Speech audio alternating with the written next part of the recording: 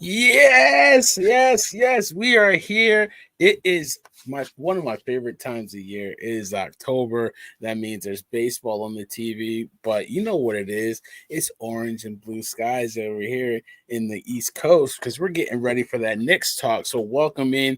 It is the Orange and Blue Skies edition of the New York Knicks preview show live here on the Executives View. Everybody knows who I am. I'm the villain. I'm in here cooking with you. I got my friends in the building with me. I got my main man, Anthony. Anthony, what's going on, brother? How are you, Barry? Good to see you, man. I am good. I'm feeling refreshed. I'm reinvigorated, re-assimilated, and about to be relocated.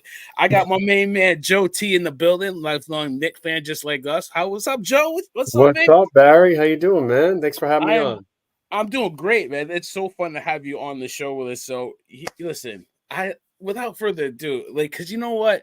I do a show every week. Shout out to the homies Aaron, Black Zach, Coach Steve, and LJ. They are Rockets fans. And I was like, it's 3-on-1, right?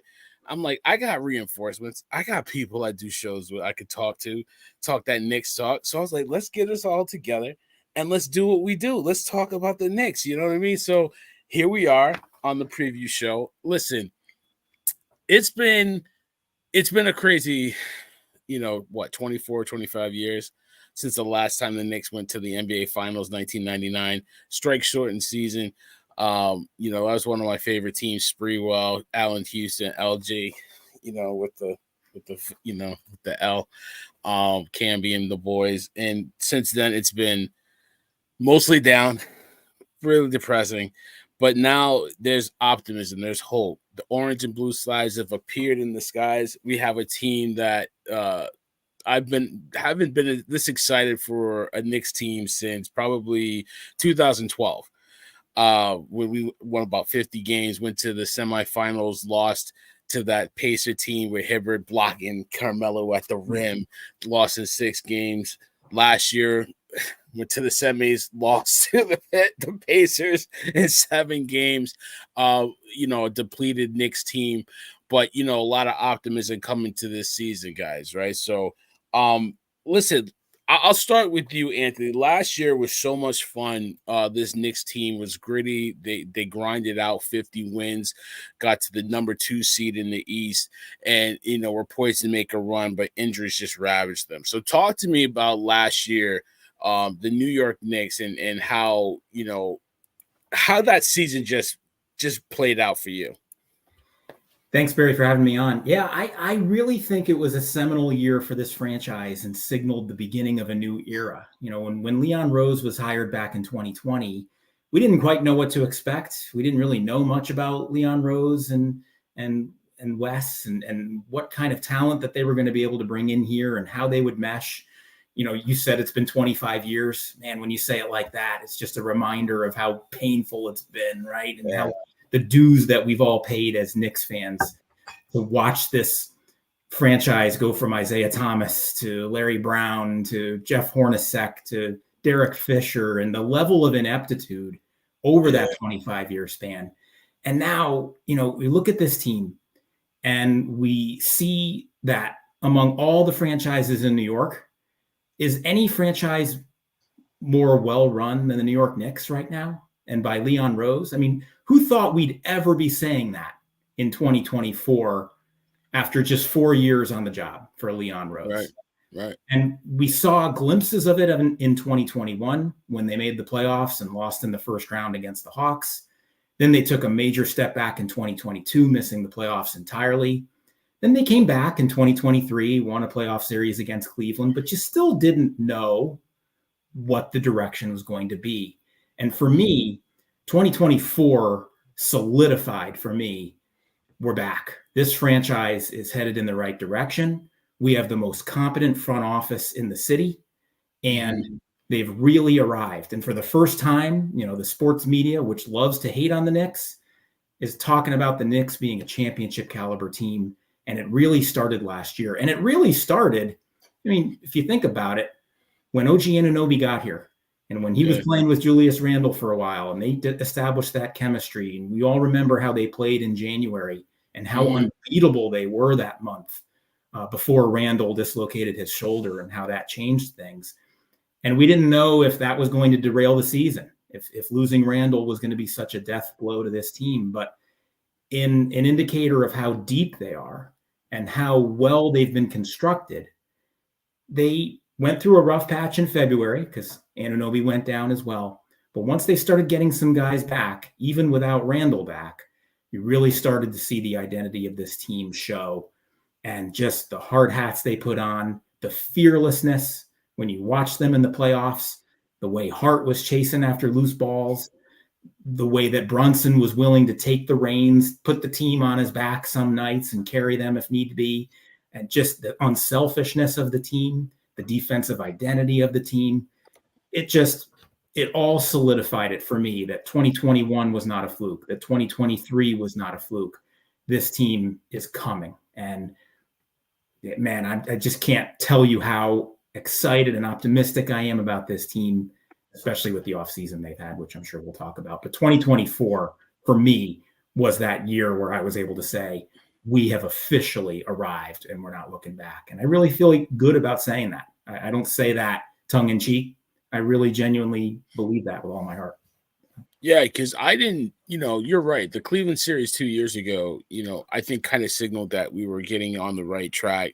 And a lot of people, didn't really know if Tibbs was going to last, right? We didn't know if that style was going to connect in New York, even though he's been a New York coach before as an assistant under Jeff Van Gundy and what have you. But then last year, it just started to kind of come together. The team took on his identity, and a lot of people want to say that he runs the guys in the ground, but these guys are run through a wall for Tibbs, and you can see that on the court, and you see that in their demeanor and how they defend for him and play his style of basketball. Joe, we talked at length about it when we were hanging out in Florida, which we can't mention to anybody. We can't tell anybody what we did down there, but we talked at length about how much fun this team was because we were hanging out.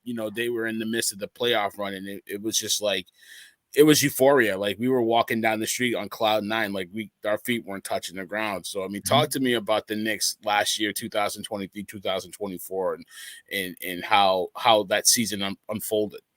I mean, as a Knick fan for the longest time and going through the trials and tribulations of risky moves and risky drafts and busts and let's bring in this superstar and let's bring in this superstar, and they're all past their prime, or they had a potential like Melo and he was great, but just didn't have the teams to gel with him. And then we get Stoudemire, who was. I like Stoudemire back in the day, but talk about another risky gamble, $100 million for a guy with bulky knees who, again, I love him. One of my favorite Knicks of all time. But I just feels like the decisions being made, while they're risky, at least have some smartness behind them. They're risky, but at least they seem to have some sort of long game play to them. I feel like a lot of the Knicks moves have been short like wins and trying to get short wins because they were just such a disorganized and mismanaged franchise. And I think a lot of that stems from unfortunately Dolan having to have his hand in everything. I think he overpaid, for Carmelo by shipping out Felton and Mozgov and Gallinari back in the day. I think that was a very talk about bad risky move. That was you basically give up your whole starting, front court for everybody, for him. Chandler too, right? Chandler. Right. Wilson Chandler. Oh my God. And he wound up being serviceable. He was in Denver for a little bit, if I remember correctly. Yeah, absolutely. But, great last year, great season last year. I think while I didn't know much about Brunson, to be honest with you, I didn't know much about him on Dallas, kind of like for me was out of sight, out of mind. I was like, all right, is this going to really work out? I know it was, his dad and everything. I mean, just seeing the guy play, it just seemed different. It seemed different. And what seemed different besides him was just what the moves were to get him here and how they kind of try to build around it. I feel like in the past, it was like, all right, we're going to slap some big names and we're just going to see what works. And we're going to try to backfill with some garbage players or some players who questionable histories, and we'll talk about like what's his name, Kemba Walker, another bad knee type of guy. It was just, oh man. I mean, I think the guy has heart. I think he has something to prove. And I think that what they're trying to build around them by stocking up draft picks. I can't remember the last time the Knicks ever had this many draft picks and actually used them wisely. So So for me, just seeing wise choices happen, and again, the basketball mind of Leon Rose seems to be well beyond many GMs presidents rather I've ever seen. Right? And I just I don't know. So for me, just seeing all those moves happen, seeing them play out now, I'm loving it. I'm liking it. I feel like the guy is not thinking about today; he's thinking about tomorrow, and he's thinking about the day after tomorrow. So I think long term, we're probably the best set up team in the NBA right now, and I think we have a solid starting five. I mean, they're saying they could play five out, right? They're not worried about anything on offense. The only thing they're worried about now is chemistry because you got rid of a couple of people who were carryovers. But I think for the long haul, 2023 was fantastic. I'm looking forward to a big 2024 for sure. I agree because you look at it, even with the good times that we were having the last couple years, like when we had our chance to get Kyrie Irving and Kevin Durant, we swung and missed. Yeah, That could have been a disaster, right? But the it would have Knicks been a really, disaster, I think. yeah, but they really played it smart, right? They got Randall, and then you're right. Like I I knew about Brunson because I watched him in that Dallas playoff, but I didn't know. I thought he could be a good point guard. Like it was like we finally got a point guard, right, Joe? We talked about it, and Anthony, Yep. we talked about it too. Like we finally got a serviceable point guard. That's all we said, because we came off of Kemba, and it was like nobody expected him to, Brunson to get to an MVP level. You know what I mean? Like he is easily going to be probably the second best point guard this franchise ever had behind my guy right here, Yeah, Walt man. Clyde Frazier, right? So to go from that and you're right, he's got a lot to prove, and he had a chip on his shoulder because this guy's a two-time NCAA champion and was drafted in the second round. You know what I mean? No respect, right? So it's interesting how that dynamic kind of played out, and then you keep going down the list. You're right, smart move after smart move, and nobody's ever said that on a James Dolan team. That's 100% true, man. 100% true. Accurate statement. Like ever since he took over for his dad, we had Chick was who was the GM Chickless or in the 90s. I always say his name, but it's like Dave Chickless or something like that. It was Ernie Grunfeld. Yeah, right. Yeah. That regime was really smart. And then once James took over from his dad with the Cablevision money, it's been a disaster. And I think the best thing that he did was just step back because the fans like me, I'm sick. I was sick of him. I wanted him to sell the team. But I can't, lament and say how great this team is doing without giving him credit for just letting Leon Rose and Worldwide West do their thing. Right. Yep. They've brought in some great pieces. They stocked draft picks, and we were all saying like, why are you having all these draft picks? You're not using them. What are you doing with them? And it was just a long game. And they came up into the offseason, which we can talk about right now, and use 5 of those draft picks to get a guy that fit in Mikal Bridges, right? And then it's interesting going into this season because you look at it on paper, only one returning starter from last year in Jalen Brunson, but this team is poised and ready to go on all cylinders. So it's going to be fun, but let's really get into the offseason that the Knicks had. They didn't have a lot of draft picks, but they did. I think they drafted some smart players. I forget the 25 kid, Peckham Diet. Something like that. He's from France. Yeah. He's the French kid. He can shoot. He's a good shooter. Tyler Kolek is, I think, a steal for the Knicks at the 34 pick, a guy that I think can actually get some minutes, right? And then they got some other guys that are probably stash guys. But, I mean, obviously, I think the offseason moves of bringing back Precious, signing Anunoby, which ironically is the biggest contract that the Knicks have signed for a player, but just the way that the salaries are going up. I mean, that's a whole other topic, man. Right. Yeah, it's a whole nother topic, right? And then Brunson, we could talk about the deal that he made to make everything fit. But then you got the trades with Mikal Bridges, Cameron Payne, they got in free agency, but Karl-Anthony Towns is obviously the big get. I mean, I'll kick it back to you, Joe. I mean, how would you grade the Knicks off season and kind of retooling this team and getting to the point where they are a championship contender? So I'm going to put my Leon Rose glasses on and say that based on how he's done things, long game, I think he played the long game the same way as he did with the Brunson, acquisition. He's thinking about how this team chemistry is going to last past this season, past the next season, right? So besides getting young players that are injury free, knock on wood, because the dude, Bridges has been Iron Man basically in terms of NBA standards, right? I think that was I didn't expect that move to happen at all. I mean, come on, it's our Right. cross city rival, right? No, they got Yeah. him for they did pay a lot of picks for him, but Yeah. I mean, to get the chemistry, the familiarity, I mean, the dude could be a go-to if he needs to be, right, on scoring, lockdown defender.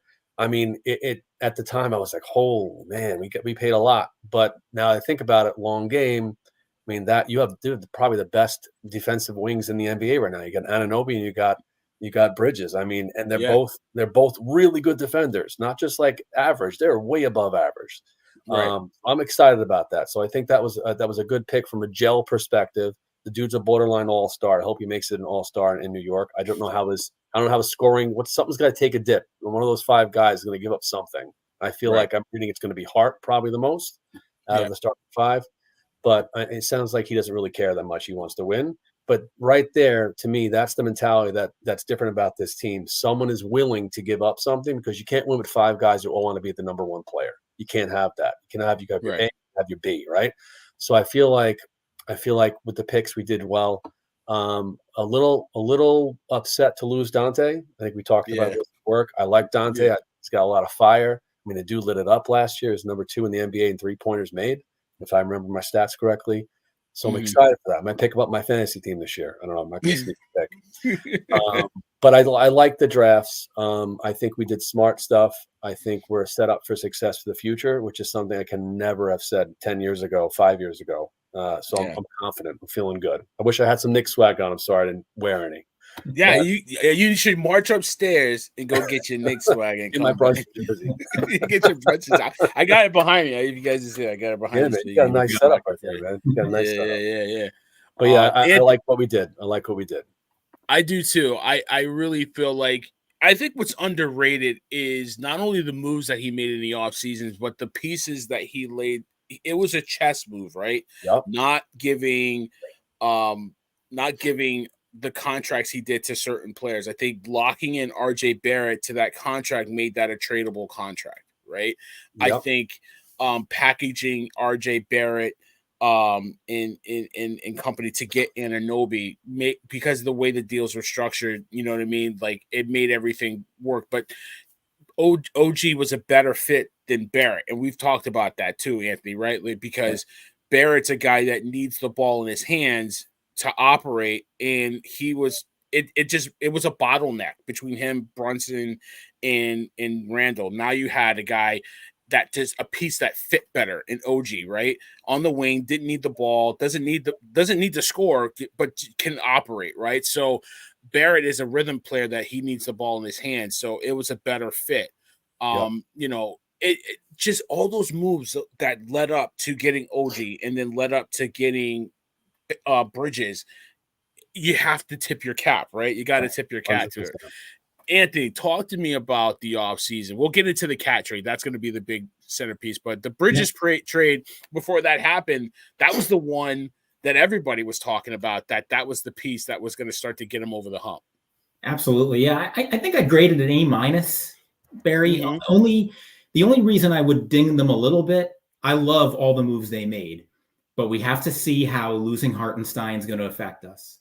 Right. We have to see what kind of injury risk Anunoby poses. We all know when OG's healthy, he is such a dynamic, game-changing player on both ends of the floor. I can't wait to see him play a lot of games. But if we lose him for a while, which over the course of his career, he's had a tendency to get hurt, right? That's a bit of a ding right there. Obviously, losing DiVincenzo is a bit of a culture shock. But how can you not love what they've done? I mean, what I love about bringing Mikal Bridges in here is The Nets asked him to be the number one guy. Now he can come here. He doesn't have to be the number one guy anymore. He can be the Robin to Brunson's Batman. He can just get his shots. He doesn't have to run the offense. He doesn't have to run the floor. He could just go to his spots, get his shots, play defense, kind of fly under the radar a little bit, relatively speaking, and not be the guy, because Mikal Bridges is not a number one. He's more of a number two, maybe even a number three. So he's going to fit perfectly on this team. And he's going to feel so much less pressure than what he felt in Brooklyn. And that's really going to unlock him, I think, to have a big season. Re-signing Anunoby was something they had to do, right? Despite that injury risk. Yep. He was so invaluable to us. We saw how much of a different team they were when he was on the floor. When he played, they were virtually unbeatable. His plus minus was off the charts. When he didn't play, we were an average 500 or below team. So, if WAR was a stat in the NBA, I don't think anyone would have a higher WAR than OG Anunoby. I mean, he was the difference maker there. So you had to make that move, knowing there's an injury risk there. Bridges, and you gave up RJ for him too, right? And like you can't exactly. And quickly. And I'm glad you pointed that out again, because again, it shows the vision of this front office. Barrett and Quickly were very popular players. I would argue Barrett was overdrafted, which put him in a difficult position, being drafted in the top 10. He's not a top 10 draft pick. So that was a little unfair to him by the previous regime. But he was still a very popular player, a dynamic player, created a lot of excitement.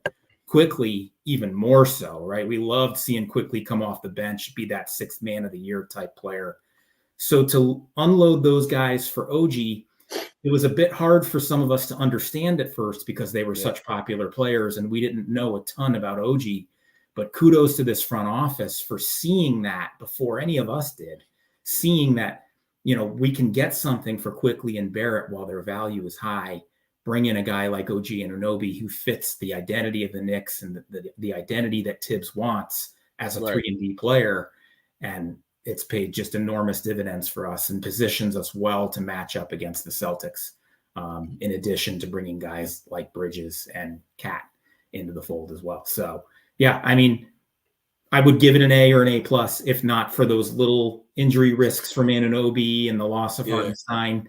But, I mean, it's about as damn near perfect as an offseason as I think you can have, given this. Yeah, absolutely, because you bring up a great point. Like, I mean, what I was hinting to, like, when you traded RJ, you had to bring Anunoby back at all costs. And I think he upped his price a little bit, and the Knicks says, like, all right, we got to sign him.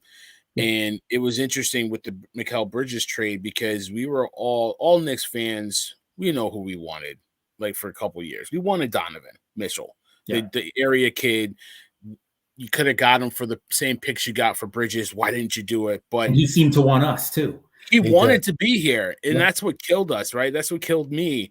And I could see why hindsight is 2020. Like, the fit is better with Bridges. The fit is better with OG. While I would have star to go with, Brunson, now you really do have a star to go with them in the Cat trade. So, while I wanted him here desperately, I mean, we sat in the casino, right, Joe, watching Donovan go crazy against the Magic. Like, damn, he should be a Knick, and you know what I mean. But it all worked out in the end, and you got to give that front office credit. I think the move that's going to be, to your point, that's underrated, and we'll get to it when we talk about the depth, is not being able to get Hartenstein back, because we were priced out.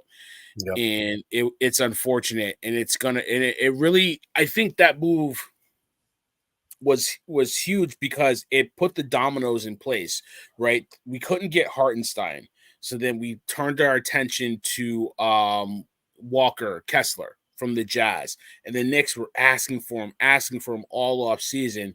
They couldn't get him, and then they were like, all right, what do you need for Cat? What do you want? And the straight up wasn't going to work with Randall for Cat. But once we had to throw in DiVincenzo and a draft pick, the deal was done. And I'm one of those Knicks fans that I've been saying it for a while. I come on this show, I say it to you guys. I wanted Randall out of here. It's Brunson's team. It didn't fit. But in January, we saw a glimpse when they won 10 games with OG, Randall, and Brunson. So I was willing to give it a shot. And I was willing to come into this season and say, you know what? I'm willing to watch this. I'm willing to give Randall a shot this year. But once that deal didn't get extended, Kessler deal kind of fell through.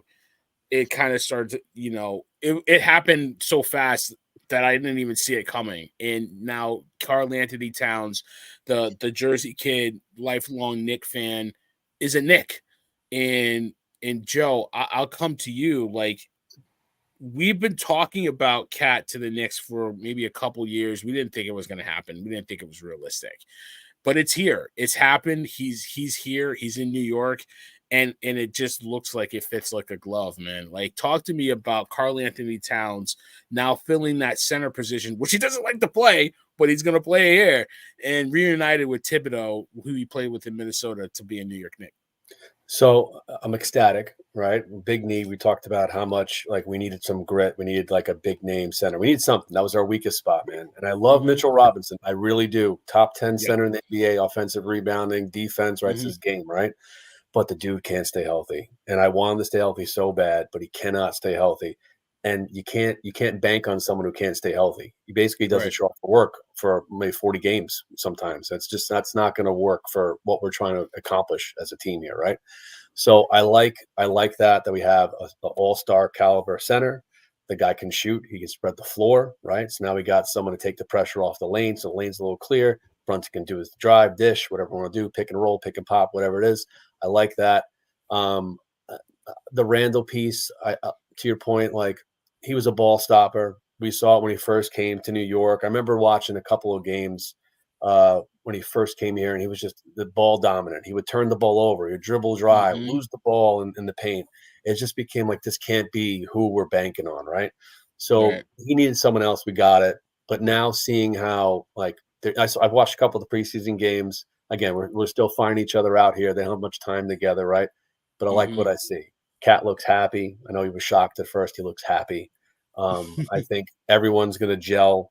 I think that everyone's going to fit into the role that Leon Rose envisions them fitting into, right? And I think that we're going to unlock some potential here. You're going to see more fluidity, less ball stopping. We lost a little bit of three-point shot. I got it.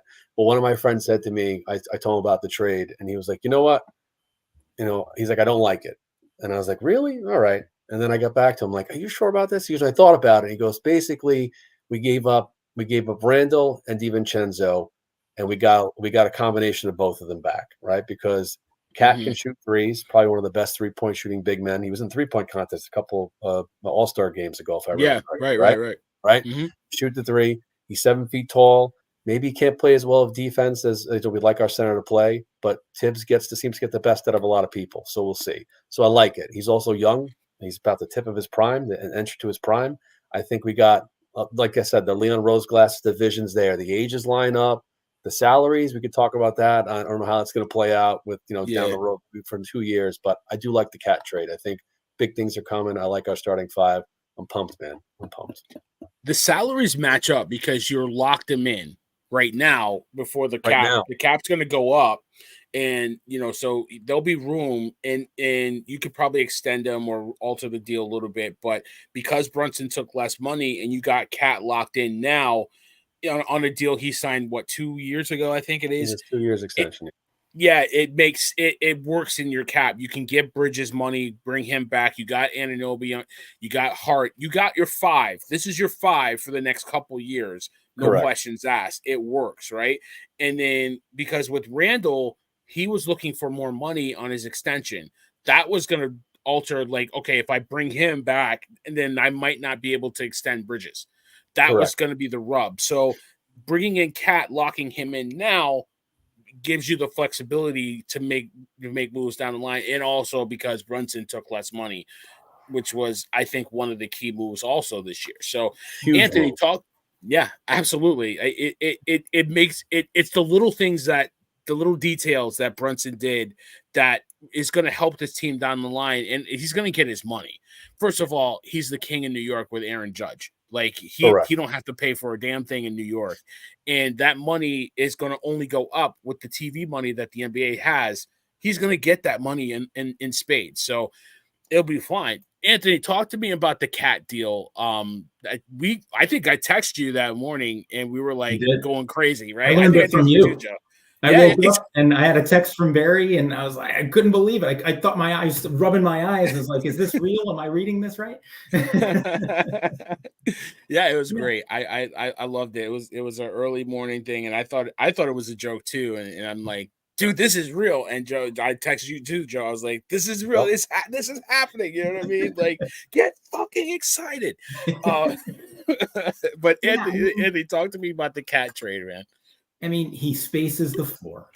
If you want to try to beat the Celtics, you got to be more like the Celtics. And I'm thinking to myself, okay, who's going to match up against Kristaps Porzingis? Is that going to be Julius Randle?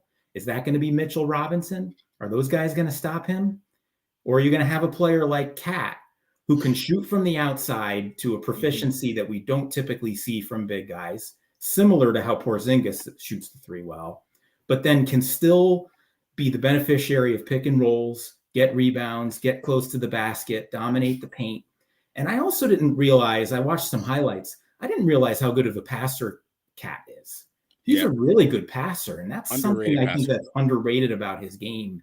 And so not only is he going to open up dribbling lanes for guys like Brunson and Bridges to be able to penetrate because of his ability to space the floor and how they have to respect his shooting, but his passing ability, his execution off the pick and roll is just going to create so many other dynamics for this Knicks offense that, frankly, we have not seen in a very long time. I mean, you guys saw all of basketball last year. If Brunson wasn't kind of running the show, the offense would get bogged down a little bit, especially when Randall was in the game. He was a ball stopper. He'd dribble, dribble. We'd all hold our breath. We'd all hope that he wouldn't turn the ball over or make some stupid decision. But with Cat out there, with Brunson and Bridges, it's just going to make everybody better. And, you know, there's that old cliche, the whole is greater than the sum of its parts. And I just think having him there is going to make everybody else better. And they're going to truly now going to be able to compete with teams like the Celtics, the Bucks with Giannis, compete with that size. Embiid and the Sixers, which has dogged us for so long, being able to match up against that size, right? And Mitchell Robinson's durability, I mean, if he's in there, great, he can match up, but his durability is a big issue. Even Hartenstein missed time last year, and that hurt us, you know. So it's also Anunoby insurance. If Anunoby goes down for a little while, which could happen, having Cat in there to kind of slide into that role a little bit, be that 3-and-D guy. He won't play a defense as well as OG does, but I have a feeling Tibbs is going to get some more out of him defensively. I mean, that's kind of what Tibbs demands if you want to have minutes in this on this team, unless your name is Julius Randle, which we could never quite understand. But unless your name is Julius Randle, you better be willing to bring it on the defensive side of the floor, or you're going to be in his doghouse. So I think Cat is going to raise that level of defensive intensity with Tibbs coaching him now. So, yeah, I mean, how can you knock it? I mean, there were Knicks fans actually saying we lost this trade. I can't fathom that. I can't understand that. How are we worse today than we were before this trade? I just don't. I'll never understand that. Yeah, I mean, I think it's even trade, depending on how you look at it, Joe. I know you were talking about it too. I mean, losing DiVincenzo hurt. Nobody wanted to lose him. We talked about it too, Joe. Like, I thought McBride was going to be the guy that had to be moved. And I didn't want him to, because every year Deuce McBride has gotten better. And watching him evolve and watching him bloom into a player that he is now and the player that he can become, because he hasn't hit his ceiling yet. I don't believe it. So, but I thought like that was going to be the enticing piece for somebody to want to make a move. If we had to get rid of Randall, we had to throw him in. So to lose DiVincenzo hurt, but you had to give to get. And I think, at the end of the day, when you look at how this team is, to your guys' point, better because Cat spaces the floor. He doesn't need the ball in his hand as much to operate. He could be a pick and pop guy. He could just sit in the corner actually and shoot threes too. The space that Brunson can operate is just it just opens up the floor, because we're watching the playoff games last year, and it got to the point where I'm saying, like, Jalen, you need to pass the ball, because he's pounding the ball and trying to do so much to score. And it's like, if he didn't score 50, the Knicks weren't scoring. Yep. And it's fun to watch. And it was obviously rooting for the guy, but it kind of got predictable. So now you got guys on this team that can help him in not only by scoring for him, but also spacing the floor. So he doesn't have to do so much. And why did Brunson take that pay cut, if you will? Because he knows he needs help. I mean, he's not afraid to be the guy, but he also understands he can't be the guy every single night, especially as you get late into the season in the playoffs. There needs to be other threats on the floor. And if Brunson wasn't playing superhuman, we were in a little bit of trouble offensively at times. So, that can't talk about the Knicks offseason without talking about his unselfish move to kick it all off, right? That's probably the most underrated, but probably the most important move of the offseason was that, because it set the tone for everything else that happened thereafter. Agreed. Yeah, because Joe, we talked about it. Like, everybody was like, "Oh, he forfeited so much money." Like, no, he's not. No, he's not. He's just kicking the can down the road. He'll get it back. He'll get it back later. I mean, through endorsement deals and all this stuff. So they're going to take care of him. There's no way the Knicks are not going to get him his money somehow. They're going to take care of this man. They have to. I mean, the dude carried us last year, and there's no way you don't take care of someone like that at all. Like, you're right. He needs more. It can't be just him. Now you have two other former number ones. You have Cat, who used to be number one at one point in his team, and now you had Bridges from last year, who was a number one. Now it's going to be your number two. I think he's surrounded with success, and that's something this New York team, I can't say, has done for any star player in the past. I mean, when was the last time we had a great number 1, 2, 3 punch? I can't remember. The late '90s was Sprewell, Houston, and who else? I don't even know. Ewing. Yes, that's it. And Ewing at that point was kind of in the back, the twilight of his career. I mean, we haven't had a good 1, 2, 3 combo, and now we have 1, 2, 3, 4, 5. If you think about it. So, I mean, we're looking good. We're poised for success. I'm really liking it. Yeah, I mean, I was surprised. I have to be honest, because it was a 4-year, $156 million deal, and I was surprised. It's a veteran extension, right? If he had waited a year, he could have got $256 million. Something I think it was right, something like that, or 269. He would have got that, but. Now that he kicked the can down the road, he can get a larger super max, because he's an all-star, he's all NBA. So now he can get that. I think it's like I have to look at the numbers again. It's a ridiculous amount. I think it's way larger than the number you just mentioned. Yeah, it's much larger. I think so. The numbers go The numbers go. In 2028, he can get a $323 million max extension.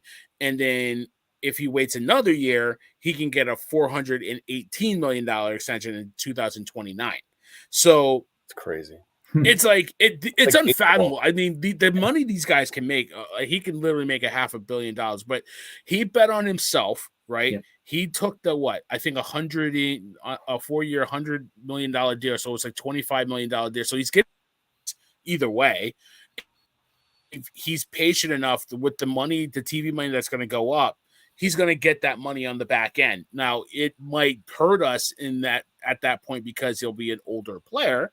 Yeah. But you know what? He did you a favor, you do him a favor, right? Like, it's kind of like with Derek Jeter, pay him. He's Derek Jeter, right? He's Brunson, pay him. You know what I mean? He's doing you a favor. So, especially if by 2029 we've got a couple championships under our belt. I mean, he'll be king of New York City for eternity.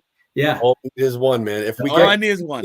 It's all New York is not going to care. Like, we got one. We haven't won one since '73. I mean, come on, 73. I mean, we'll pay untold amounts just for one chip. We'll pay amounts.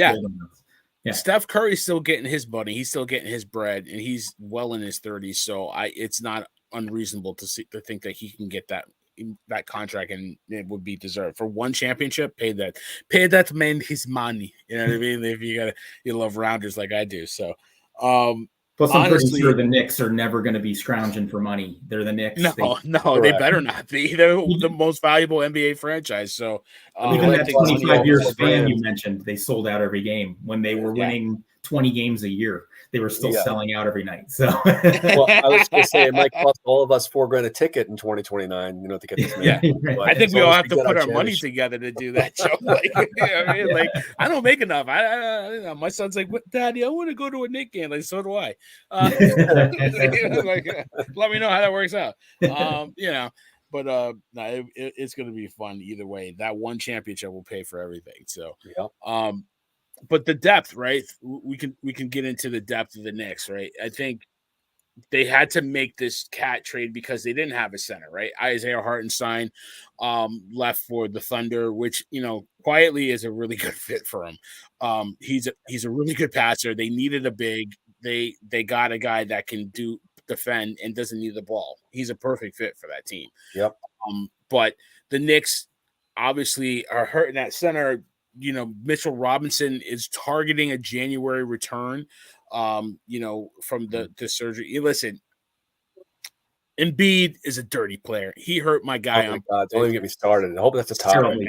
terribly Oh dirty. my God. Scumbag. Like he was like. I'm so glad the Knicks did not even bother to throw their hat in the ring to get that, to trade for that guy. What a bum. But listen, it is what it is. He's not going to be ready. The depth is going to be an issue because you traded DiVincenzo. Now you're asking McBride to be your sixth man. You're asking probably Jericho Sims to grow up. He's gotten minutes. He didn't get a lot of minutes in the playoffs because he was kind of a little bit of a liability. Not a liability, but wasn't as strong defensively, right? So you had Hartenstein playing heavy minutes, right? Especially when Mitchell Robinson went down. So now you're asking him to put in some minutes. You got Cameron Payne, who you got from free agency, who I mentioned earlier. Because of all the moves that happened, you were able to bring back Precious Achiuwa, who wanted to be back here. So I mean, Joe, talk to me about the Knicks depth, right? They lost Bogdanovic, they lost Alec Burks, and then obviously Hartenstein, DiVincenzo, Randall, etc. Yep. Do the Knicks have enough depth behind a really good starting five to make a run?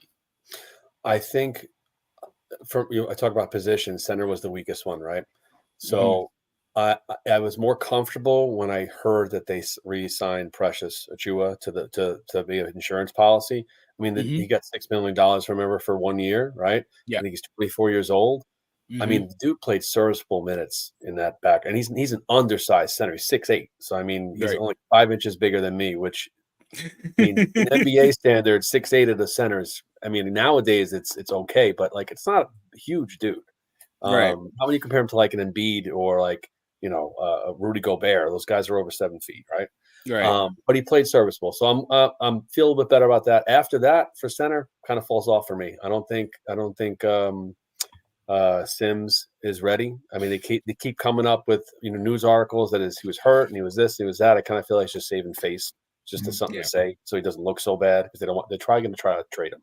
I have a feeling, to talk about depth, I think if we have more depth issues, they're going to dangle Deuce for somebody. They're going to have to. I think he's going to be the next one out the door because they're not going to want to sacrifice this season given what they gave up to even get that starting five. So I think they're going to dangle him, Sims, maybe Achiuwa. That's why they signed the $6 million so that they can package it and they get somebody else. And that's going to solve a couple spots, but you're still going to have that depth issue. I mean, Landry Shamet just didn't he hurt his shoulder yesterday in preseason? He's probably gone, right? Yeah. So he wasn't even on a guaranteed deal. So, I mean, you have all these pieces they were trying to bring in to help out with their depth. And I still think we're going to have some depth issues if injuries pile up. And I think you're going to have some issues if people don't play well. If you have this gel issue, which I can't foresee happening, but you got a solid starting five, but then you got who's coming in and who's going to be as good as that starting five. I kind of feel like there is a talent loss between the starting five and the next best people on the bench. Not that they're terrible, but I mean, you're comparing almost full all-star caliber starting five versus your bench players who is there besides McBride that's that standoutish. Can't name that many. So not many. Exactly. So we'll see, I guess is the answer. We'll wait and see. But feeling good so far, but carrots are going to be dangled if something doesn't happen. I feel like they're going to have to make a move, Joe. And And I don't know where it depends on how, to your point, how the season plays out. If the two rookies, Kolek and the debt, right? If they can give you something a little bit in the second unit, maybe you probably have to play them with OG. You know what I mean? Yep. To kind of to prop them up a little bit. Mhm. Maybe that you don't have to get like backcourt depth in the trade deadline, but I do feel like they need one more piece at the deadline. And to your point, what do you got to give up now? Because you gave up 5 picks to get Bridges, and then you gave up another one to get Karl Anthony Towns. So you don't have a lot of pieces left. So can you get somebody for second round picks? I don't know. You might have to give, to your point, you might have to give up Deuce McBride to get something, and it better be a good trade. Like, I'm not giving up Deuce unless I'm getting a center. So, you know what I mean? So we'll see what they have to make another move, right? Anthony, I mean, you talked about it too. Like, I think the depth is good. I don't think it's as good as last year. Will it be enough? If there's an injury, can they sustain this team? Like they sustained injuries last year. OG went down, Randall went down. They were able to plug in Hart. They were able to bump up DiVincenzo's minutes. Precious played really well. Now you're talking about Jacob Toppin. You know what I mean? That I don't know what I'm going to get for him, right? Anthony, what are we going to do? Yeah, John Starks is not coming off that bench this year. We know that. But, as much as I want him to. I don't think the 6th Man of the Year award is coming from the Knicks this year. But well, you know what? We should go get Stoudemire. Did you see Stoudemire in the orange-blue game? Like, he looks good. He looks jacked, man. Wait, Damon Stoudemire? Who are you talking about? No, Amari Stoudemire. Scott. Yeah. When the big three, is he playing in or something like that? No. So they had like a legend, like a Knicks was it Legends game or like alumni game, and he looked like he was just like muscles on always a specimen, man. He was always a specimen. He's still a specimen. It was scary, Joe. Like, this dude had like arms, like oh my god, like it was incredible. Sign him today, like. I guess maybe it's my orange and blue colored glasses on. I'm not quite as alarmed about the bench. I feel like that they might go through some growing pains, but Tibbs is going to figure out a good rotation and a good way to mix and match starters with bench players to maximize everybody. I mean, look around the league. You tell me, maybe I'm missing this. Who can you really point to that's a great bench player? What team really has a great looking bench? What team doesn't have some sort of material drop off when they go from their starters to their bench? So I don't think that's a problem unique to the Knicks. Yeah, our bench is not as strong as it was last year, but think about how much better our starting 5 is from last year. I think the improvement our starting 5 has seen from last year more than offsets any sort of degradation that our bench has seen. So I don't know. I'm not quite as alarmed about it as maybe some other people are. I feel like let's see these bench guys like Kolek, like McBride take that next step. Yeah. Precious Achiuwa, you mentioned it, Joe. Very underrated move keeping him. I think keeping him is huge. He's a great fit, great for the culture, loves being here. So let's see. I'm willing to give this bench a shot. For what it's worth, and I know it's preseason, all the starters last night were in street clothes, and they still scored 115 points. So the bench played pretty well. I mean, I know it's preseason. They're probably playing a bunch of scrubs. And it was the Hornets too, right? And it was the Hornets. So I'm not trying to make too much out of last night, but I thought that was interesting that, you didn't get a single minute from any notable starter whatsoever. It was entirely a bunch of guys we know very little of. And they didn't look like they missed much of a beat last night. They seemed to be buying into what the Knicks collectively are trying to do. So that's something to watch and something I think to feel a little optimistic about. So I'm not quite as alarmed. I think the elephant in the room we have to talk about is how is Tibbs going to manage this team, right? Because now you don't have the depth that you had last year. You got pieces, but you don't have guys that are so interchangeable. So is he going to log heavy minutes with these guys, especially early in the season? I hope he doesn't want to do that, but that's the thing. Like, Hart didn't. I don't think Hart logged more than a minute on the bench in the playoffs, Right. right? But he was like, I'm ready to play. Let's go. I'll play Yep. the whole game. So, like, these guys buy into that mentality that Tibbs has, but Tibbs got to be careful, especially with Cat, who can get hurt. With OG, you got to manage OG's minutes. You can't, like, please don't play him more than 35 minutes if you don't need to. Keep him at 30 early on, right?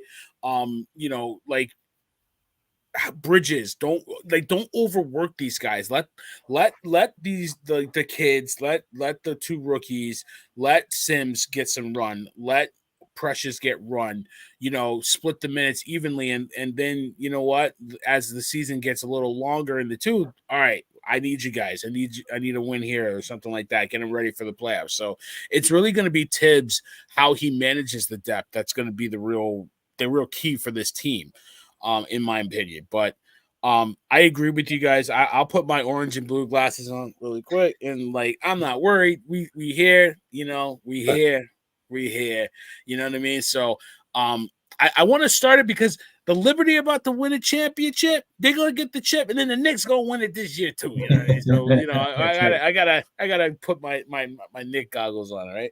But yeah, listen, I gotta I was asked about it today, and I was like, all right, I'll bring it up. DiVincenzo came back to the Garden. Yeah. and was chirping at my man's dad. Like, what are we doing here? And then, you know, he said, I didn't say anything, but he clearly was barking at Tibbs. Like, he was clearly talking about this is what happens when they let you run the show. Like, clearly DiVincenzo didn't want to be traded, wanted to be here. We teased, like, the big thing in the offseason was the Nova Knicks. We're gonna get that Nova Knicks look, and, you know, then a Randall trade later, and we didn't get it. And, you know, clearly DiVincenzo was perturbed by it because he was a free agent. He wanted to come here. He was a piece that DiVincenzo, whatever. Well, that's not the big piece. What, you know, and it turned out to be a great pick for the Knicks, so a great pickup. It was a shooter that we needed. We didn't have a guy that could space the floor. And now, you know, he was pissed that he wasn't here. I mean, I don't know. I'll let you guys have at it, you know, going at Brunson's dad at MSG. I mean, just talking junk. It was funny. I didn't make a big deal out of it, but, you know, you could kind of see, like, there was an underlying, like, you know, obviously he was talking to Tibbs, right? And he was airing his frustration for everybody to see. That was unexpected. Yeah. And bizarre, a little bizarre too. Like, and I guess maybe it's a symbol of how badly DiVincenzo wanted to be here, and how much it hurts him that he's not here anymore. I mean, whoever thought we'd be saying about the Knicks that guys want to come here, yes, and guys don't want to leave. Yeah. You know, I mean, and I think DiVincenzo is a perfect example of that. But yeah, that when he said that, you know, that's what happens when you run the show type of thing. I don't know what to make of that. And then they had to be separated after the game. Did you see that? Like, they were drawing afterwards, and they had to be separated. Rick Brunson came over to him. You know, it makes me wonder if this front office knew that there was an undercurrent of tension. And maybe that was one of the reasons why DiVincenzo was included in the trade. Maybe they foresaw some problems there with DiVincenzo and his happiness and his role and how he's going to be used. And there were reports that said DiVincenzo didn't entirely buy into the whole Nova Knicks thing. I don't know whether that's true or not. I don't know either. Maybe there were dynamics there that we didn't know about, that we'll never know about, that only internally they knew about, that maybe contributed to DiVincenzo getting shipped out. I don't know. But it is bizarre and unexpected. I mean, all the guys we're talking about, right, he was probably the one who's going to take the minutes cut. Yeah. Right. He became a starter. He played his butt off. I mean, you bring in Bridges. You can argue Bridges is a better player, all around better player than DiVincenzo is, right? They weren't going to put Anunoby on the bench for DiVincenzo. They're not going to put Bridges on the bench for DiVincenzo. He was the guy who's going to go to the second unit, and I think he felt like he earned that starter minutes, and he deserved to be looked at that way. So, I mean, it wasn't going to happen. And at the end of the day, Leon Rose, business is business. And I think he was like, you know what? Someone's got to go. Unfortunately, it's you. I got to make the best decision for this team to move forward. And I think he was, unfortunately, the one that they had to let go. But I get it. You know, he played great, man. He hit that shot against the Sixers. We all went crazy. That 3-pointer, right? Oh, Incredible. yeah. I mean, come on. I mean, the guy played his butt off, and he's athletic. I mean, sneaky athletic. He's a good basketball player. Smart player. Yeah, Mhm. yeah. Hopefully, it works out. Player. Yep. Yeah, I mean, everybody said the same thing. Nobody wanted to see him go. Like, you were happy we got Cat. Some of us, like me, were happy we finally, got loose of Randall, because of the fit. It wasn't fitting, but it hurt to say, oh, DiVincenzo too. Damn. Yep. You know what I mean? And I don't know how true, to your point, I don't know how true the reports were that he was mad that he wasn't going to get the same minutes. He said it wasn't a thing. It wasn't an issue. I think it probably was. I think, so. Deep down it was. Yeah. And because he's a prideful player. He doesn't want to see his minutes get cut. Exactly. Because he like him. He's that fire. He's got the fire. That's why we like him, man. That's why we wanted him here, right? Exactly. He came from Golden State where he wasn't getting a lot of minutes, and he came to New York with not with a chip on his shoulder, but something to prove that he could play in this league, and he did prove it. He proved to be one of the better shooting guards in the league, at least shooters, right? So, he didn't want to leave, and I didn't want to get rid of him, but. I wish him nothing but the best. Listen, as much as I killed Randall and like I wanted him gone, like, his playoff performances like always drove me crazy with the laziness and the, get back on defense, dude. Like, stop crying to the referees and then not showing up in playoff series, but then hearing he was hurt. I wish him nothing but the best. Like, because he came here and he wasn't part of the problem. He was part of the solution. Right, especially when we didn't get Irving, we didn't get Durant. He came here and he started that process. And he's a floor raiser, but he's not a ceiling raiser. Correct. That's a good back in 2019, 2020, when this era of Knicks basketball was in its infancy, having a guy like Julius Randle was essential, and he helped propel us. And we'll forever be in remembrance of that, of what he did to help resurrect this franchise. Yeah, but because it's time to grow up. We're not a baby anymore. Now we're a teenager, and we have to evolve. And now that we're in the teenage phase of this, if you will, you got to move past a player like Julius Randle, because he's not going to do for you what you need him to do at this stage anymore. Correct. Yeah. Right. He's a good player, but he was never going to be an elite player, right? And he overachieved, and he elevated the team because of the way he overachieved. But we good with overachievers. Now we need to achieve. Like, we need guys that can get it done. So I totally agree with you. Listen, I could talk Knicks all night. Obviously, I'm so excited. Like I said, I haven't been this excited for a Knicks season in a long time.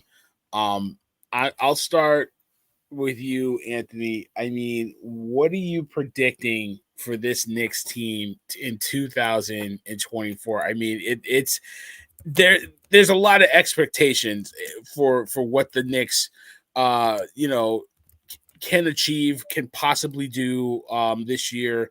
I think their win total is at a 52.5.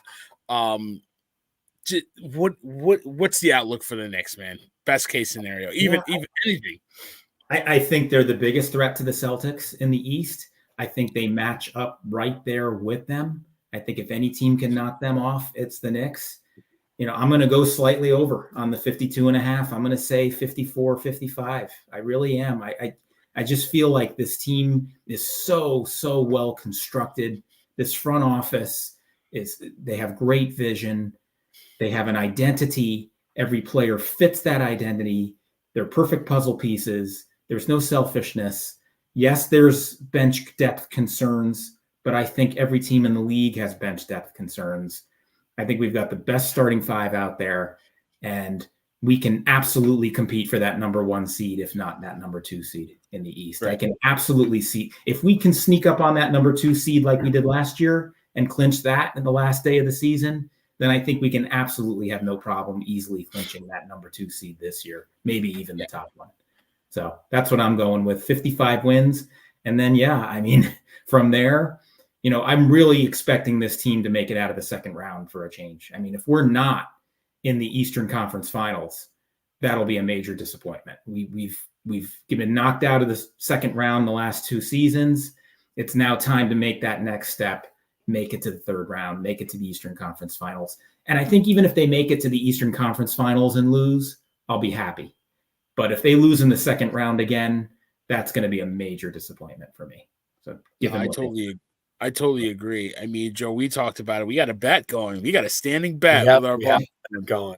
So I mean, and hey, Paul George is hurt already. Yeah, man. I was gonna tell you that before. It hurt his knee. He's got a bone bruise. Yeah, yeah. I mean, him and Embiid are made for each other because they're just gonna be sitting on the bench in their suits, and while Tyrese Maxey is gonna be like, what, you know what I mean? But shout out to the Sixers. Yeah. But I mean, I totally agree with you. And Joe, what's your outlook for 2024-25, bro? I mean, I'm right up there with Ant. I think 54 wins. If you don't make it to the conference finals, I think that would be a little bit disappointing. We have to. I mean, and I like competitive series, but we need to get a couple better, series wins between the first and second round. Every round going to 7 games, it would not be good. I think we need a couple of 4 wins and maybe a sweep here or there. But I'm right there with him. I agree. I think we're gonna get our number, maybe a little couple games above that win percentage or win number rather. And I think Eastern Conference Finals. I mean, to your point, who else is gonna be poised enough to take on Boston? I mean, we got the team right there. Porzingis is probably be hurt just like Paul George at some point. I mean, they all have knee problems. I don't know, man. Yeah. So we'll see what happens. But I'm right there. I think we're gonna do it. I think Eastern Conference Finals for sure. Yeah, I would love to get to the NBA Finals. Obviously, I think we're a year away from that. I think Eastern Conference is definitely attainable. You're talking about a team that last year should have made it to the Eastern Conference Finals. I don't believe the Pacers were better than us. I think injuries just derailed us. Yes. We got better, right? We got 2 players to get better with Bridges and Cat. Eastern Conference Finals is the minimum. I agree with you, Ant. We don't get it to the Eastern Conference Finals. It's a disappointment in my mind. So I think it's over 52. I think a 2 seed is very attainable. I mean, listen, I got to give props to the 2-time MVP in Giannis. I think him being healthy, getting back and getting a full season, probably in a better situation with Dame Dollar. I think it'll be good for Milwaukee. I think obviously Philly, you got to, even though he's always hurt, I think Philly's a better team this year than they were last year. They have other pieces that they made too, right? Other pieces that they added to that team. I think the Pacers are probably a player or 2 away. Boston is Boston, right? But I think the Knicks match up with Boston, to your guys' point. I think Randall couldn't match up with Porzingis. Cat can. I think you got the 2 wing players that can at least give Brown and Tatum a little bit of trouble. So I honestly feel like this Knicks team is built to compete against that team. So Eastern Conference for me, that's the minimum. If we get past that, it's gravy. I think we're a year away from getting to the NBA Finals. I think you have to go through the trials and tribulations, like kind of like the Celtics did. They took a little longer than normal, but I'm excited, man. I'm so pumped for this season. It's going to be a lot of fun. I can't wait to cash in on our bet, Joe, when we win, because we're gonna win, man. We're gonna win. I love it. So, I'm just so excited, man. And it's been a long time coming. Like to go into a season with expectations. Like we haven't gone into a season with expectations very often since the 90s. And we all remember what happened in the 90s. Yes, we do. Yes, we do. This guy, my cousin right here, MJ, doing it to us. But it's just gonna be fun. Knicks fans, we're in for a treat this year. I enjoy the ride, and I think the way this team is built financially, with the front office, it's the start of something great, and I can't wait. I can't wait to be a part of that ride. So, with that said, dude, orange and blue skies, baby. We are here. Yeah, we man. are back. It's gonna be so much fun this year. Anthony, thank you so much for joining. I like just reading the text. We're going back and forth. Like, you can't wait to get on the show and talk Knicks. I couldn't wait either. I was getting amped up. I've been talking to Joe about this for a minute. We finally did it. Anthony, give us a plug. Give us a close when we get on out. Hey, Barry, thank you so much for having me, man. I would have loved to just be a contributor, and I loved how you said, no, you're not just going to be a contributor. You're going to be we want to hear from you a lot. So that means a lot to me that you value my opinion like that. And I'm glad to have this platform to be able to voice it. And, true blue, orange and blue fan for 30 years now, going back to 1994 and seeing us blow a 3-2 lead and losing in 7 to Olajuwon, and, watching that Ford Bronco go down the road, and I had to miss game 5 because of it. And I was crying on my living room floor. That's my Knicks fandom goes back to those days. And so this is the most optimistic I have ever felt in those 30 years. And what makes it even better is to be able to share this with you guys. So thanks so much again for allowing me to be a part of this. And let's go orange and blue. Exactly. I just love it. Every Nick with a knack. I mean, you can't give me a Clyde quote, then you're not a real fan, right? So I love it. He's like wheeling and dealing and swishing. I thought of that as I was signing in. I was like, what's my screen name going to be? All right. No planning there. I love it. Yeah, I appreciate you, Anthony. I'll talk to you soon, man. Thanks for popping in with us. Joe, we did it, man. We finally got on the show together. We finally did it. It's so much fun having you, man. Hopefully we could do more like this. So give me a plug, give me a close. And next time you gotta wear your Knicks sweat. You gotta represent. I've got the kids trying to get to the bed, I got school and all this stuff. You know how it is. Listen, man, Barry, thank you for having the show. Love talking Knicks with you, man. It's my first time ever being on the podcast, so I'm honored that you invited me on, man. Thank you for having me. I'm pumped for this season. I'm pumped to talk about it with you. I'm pumped for my steak dinner we're going to win from our bet. Yep. And let's just go, man. Conference finals for sure. Hopefully championship. And if we get that parade, we're taking off. We're going down, man. Absolutely. I'm taking off and going down for that. But yeah, man, I'm ready. Orange and blue. Go Knicks. Thank you, bro. Appreciate it. Always pleasure. Yeah, thanks, bro. I appreciate you. I'll see you soon. I'll see you next week. I ain't getting the rest of the week, but I'll see you soon. I gotta make room for that steak dinner. You know what I mean? Yeah, man. All right. Listen, thank you everybody for listening. Everybody was watching us. We do a lot of great things here on the Executive View. Listen. We got shows all week. Sirius does his Steeler stuff with his dad. It's great radio. We got our weekly show on Tuesdays, every Tuesday, 9:00 Eastern Standard Time with Sirius, with Coach LG. Hopefully, pops in. We love having him on there. The banter is great back and forth. We do a lot of great things. We got a lot of stuff to do. The guys are getting their Rockets launching pad together. But I was like, listen, before you get your launching pad together, I got to have orange and blue skies. We got to talk Knicks before you guys talk Rockets and, the ratings go down and all that stuff. So we do a lot of fun things. We're probably going to have another show probably for Crown Jewel for WWE. So, make sure you tune in for that. Listen, we do a lot of great things. Like, share, tell a friend. We got shows. We love doing this. It's a lot of fun, and we love doing it with you guys. So I appreciate it. I wish I could play some Go New York, but obviously it's copyright. But listen, we're here. It's the orange and blue skies. We are the New York Knicks. Get your caps, get your shirts, get your jerseys. Rocket Plow. Dude, it's gonna be a fun year. I can't wait to go through this year with all the Knicks fans. We're back, man. I love it. So thank you guys. I appreciate you. Peace.